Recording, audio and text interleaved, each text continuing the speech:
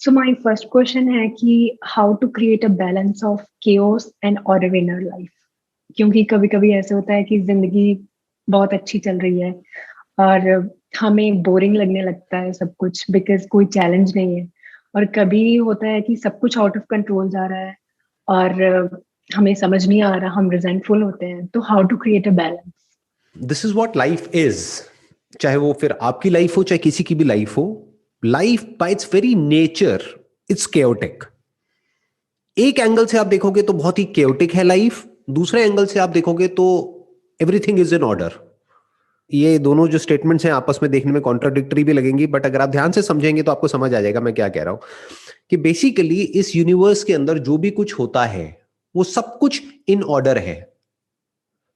क्या कुछ भी आउट ऑफ ऑर्डर होता है? Everything is in line with the laws of the nature, laws of the universe. उसके बाहर कहीं कुछ नहीं होता है। तो if you talk about life, तो everything is in order. But जब हम अपने स्टैंड पॉइंट से इस लाइफ को देखते हैं, इस मैं के स्टैंड पॉइंट से, तो लगता है कि सब कुछ केओटिक है। और कभी कभी लगता है कि सब कुछ पीसफुल है। अब कब लगता है केओटिक है और कब लगता है पीसफुल है? When you are feeling safe and secure तो लगता है कि सब कुछ बहुत पीसफुल है। एक्चुअल में आप सेफ और सिक्योर कभी भी नहीं हो सकते इस यूनिवर्स में, क्योंकि आप कहीं भी बैठे हो, कुछ भी कभी भी कहीं भी हो सकता है। घर में बैठे हैं तो अर्थक्वेक भी तो आ सकता है ना। एक्चुअल में हम कभी भी सेफ और सिक्योर नहीं हो सकते अगर फंडामेंटली देखा जाए। तो क्या होता है कि हम अपने माइंड में जब फील कर रहे होते हैं कि अभी हम सेफ हैं, हम सिक्योर हैं, जो हमें चाहिए था वो मिल गया है, I am happy with my life, these are all just thoughts. Obviously बाहर जो भी कुछ हो रहा है हमारे आसपास में उसका भी इस पे इफेक्ट होता है। कि फॉर एग्जाम्पल आपके पास में एक सेफ और सिक्योर जॉब है तो यू आर फीलिंग कि हाँ सब कुछ ठीक है। अब जैसे ही वहां से नोटिस आया कि भाई 2 महीने में छोड़ दो, तो सब कुछ केओटिक लगने लग जाता है। जबकि उनका भी अपना रीजन है आपको जॉब से निकालने का, वो जो कंपनी है। बट हम उसको सिर्फ अपने स्टैंड पॉइंट से देख रहे हैं तो सब कुछ हमको बड़ा केओटिक लग रहा है। सो ये जो केओस और ऑर्डर है, इसको ये समझना होगा from the universe point of view, everything is in order and will always be in order, it's all in line with the laws of the universe. But हमारे इंडिविजुअल स्टैंड पॉइंट से जब हम देखेंगे तो हम होल को तो कभी परसीव कर ही नहीं सकते हैं, पूरे को तो हम देख ही नहीं सकते हैं, बस एक फ्रेगमेंट को देख सकते हैं। और वो भी हम अपने फ्रेगमेंट से उस फ्रेगमेंट का मतलब निकालने की कोशिश कर रहे हैं।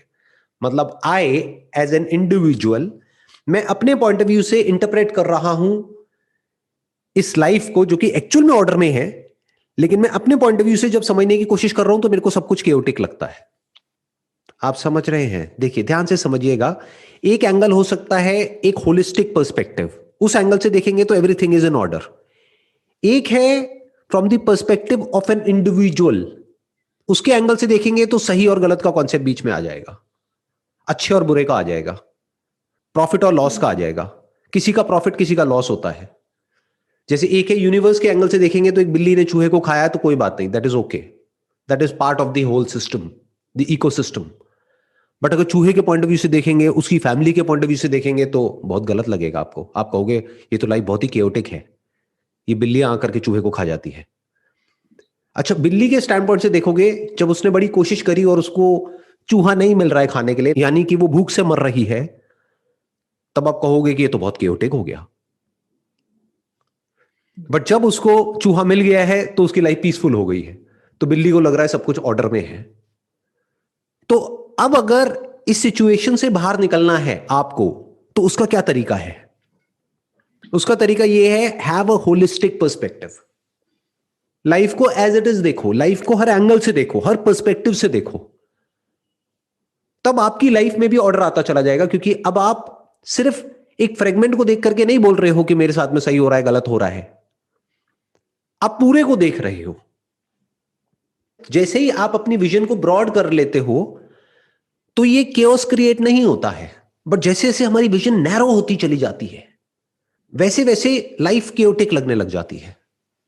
जैसे अगर अभी मान लो इस पेंडेमिक की वजह से आपकी जॉब चली गई, तो आप क्या कहोगे कि लाइफ बहुत ही केओटिक है, अब मैं क्या करूं, मेरे को कहीं जॉब नहीं मिल रही, ये नहीं हो रहा, वो नहीं हो रहा। बट इसका एक दूसरा पर्सपेक्टिव भी है कि आज आपकी जॉब चली गई, दैट मीन्स कि आपको टाइम मिल रहा है, घर में खाली बैठे हो, करने को कुछ भी नहीं है, टाइम मिल रहा है अपनी स्किल्स को अपग्रेड करने के लिए, जो वैसे नहीं मिलता।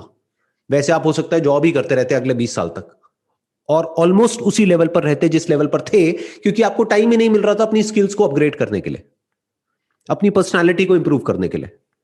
बट अब आपको टाइम मिला, मान लो 1 साल का, तो इससे 1 साल में आपने अपना एक नया वर्जन लॉन्च किया मार्केट में।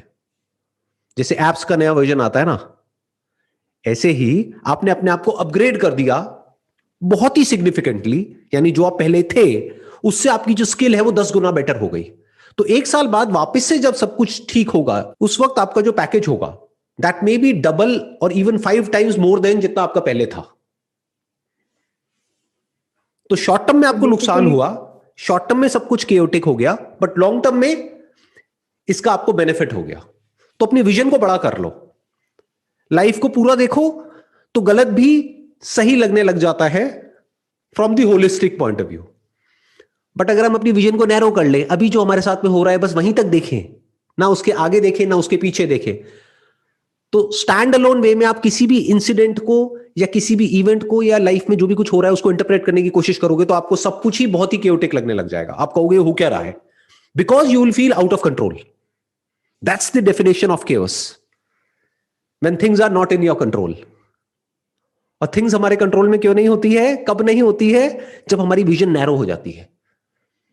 फॉर एग्जाम्पल, आपके साथ में कुछ बहुत बुरा हो गया, अब आप बैठ करके यही सोचे चले जा रहे हो मेरे साथ में ऐसा क्यों हुआ, क्यों हुआ, क्यों हुआ, क्यों हुआ। उसका कोई जवाब नहीं है। यूनिवर्स में जो होता है वो क्यों होता है। एक है उसका साइंटिफिक आंसर, वो जो होना था, जैसा होना था वैसा ही हुआ। जैसे बोलते नहीं होनी को कौन टाल सकता है, तो वो होना था इसलिए हो गया। Now don't waste your time thinking about के क्यों हुआ, थिंक अबाउट इट कि क्या हुआ और मैं क्या कर सकती हूं जिससे कि वो दोबारा ना हो, मैं उससे क्या सीख सकती हूं, या जो हुआ उसकी वजह से आप ये कह सकते हो कि कुछ बदल गया है। देखो, दो अलग अलग एंगल हो सकते हैं ना देखने के। एक हो सकता है कि कुछ डिस्ट्रॉय हो गया है, in fact change is destruction. I am not sure how you are going to see this, पर ध्यान से समझना, हर बदलाव की शुरुआत डिस्ट्रक्शन से होती है। कुछ मिट जाता है तभी तो कुछ नया पैदा होता है। लाइफ की शुरुआत डेथ से ही तो होती है। तो ये दोनों अलग अलग नहीं है, दोनों साथ में जुड़े हुए हैं। हम इनको अलग कर देते हैं, फिर हम सोचते हैं कि अरे क्या हो रहा है। जब तक कुछ मरेगा नहीं तब तक कुछ नया पैदा कैसे होगा। आपका एक कंफर्ट जोन है, जब तक वो कंफर्ट जोन टूटेगा नहीं तब तक आप ग्रो कैसे करोगे। तो शॉर्ट टर्म में आप देखोगे तो आप कहोगे कि यार मेरा इतना अच्छा कंफर्ट जोन था, इतना सेफ और सिक्योर, एक इतनी बढ़िया जॉब थी या इतनी अच्छी रिलेशनशिप थी, वो टूट गई, अब मैं क्या करूं। That is a narrow vision of life. Broader vision क्या हो सकती है, अच्छा है ये हुआ, अब मैं नेक्स्ट लेवल पे जाऊंगी। अगर ये नहीं होता तो मैं आगे कैसे बढ़ती, मैं तो इसमें से कभी निकल ही नहीं पाती। Now I am free to think, free to do whatever I want to. This is another way of looking at it, कि this is basically not a problem but a big opportunity to go on to the next level. इन सब बातों को, एक है कि आप theoretically समझने की कोशिश करो जो भी कुछ मैं बोल रहा हूं, एक है एक्चुअल में अपनी थॉट प्रोसेस को मेरी थॉट प्रोसेस के साथ में अलाइन कर दो, फिर देखो कितना मजा आएगा जीने में। फिर जो भी कुछ हो रहा है, हो सकता है पूरी दुनिया बैठ करके एक तरीके से जो भी कुछ हो रहा है उसको इंटरप्रेट कर रही होगी, बट आपकी थॉट प्रोसेस उस पूरी दुनिया से अलग होगी। You will see every problem as a stepping stone, not in theory but actually। दोनों में बड़ा डिफरेंस है। ये जो बातें मैं कर रहा हूं हो सकता है आपसे कोई और भी बैठ करके करने लग जाए, but I am not sure कि वो जी भी ऐसे ही रहे हैं या फिर थियोरेटिकली कहीं से कुछ पढ़ लिया है, सुन लिया है और फिर बोल तो ऐसे रहे हैं, लेकिन एक्चुअल में कुछ और ही कर रहे हैं। एक्चुअल में बैठ करके जो भी उल्टा सीधा कंटेंट है न्यूज में वो कंज्यूम करते चले जा रहे हैं और नेगेटिव होते चले जा रहे हैं और फ्रस्ट्रेट हो रहे हैं और ऊपर ऊपर लेवल से ऐसी ऐसी बातें कर रहे हैं।